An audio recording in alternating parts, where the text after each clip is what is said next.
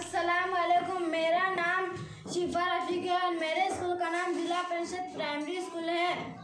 بورگاؤں سارونی 100 روزہ مطالعہ مہم، 9واں ہفتہ نظم قوانین۔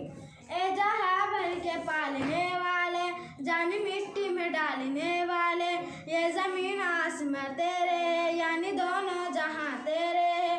تو نگہبان ہے، پاسباں تو ہے، اے خدا سب پہ مہرباں تو ہے۔ سب کے ہونٹوں پہ نام ہے تیرا، تذکرہ وہ صبح شام ہے تیرا۔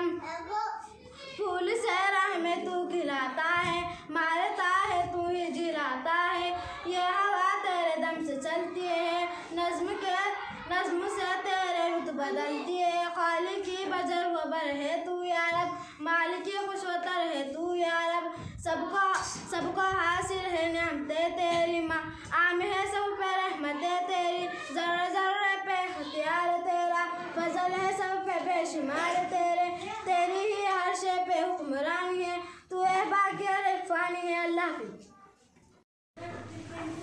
السلام علیکم، میرا نام ثنا احمد قریشی ہے اور میرے اسکول کا نام ضلع پریشد پرائمری اسکول بورگاؤں سارونی ہے۔ 100 روزہ مطالعہ مہم، 9واں ہفتہ نظم قوانین۔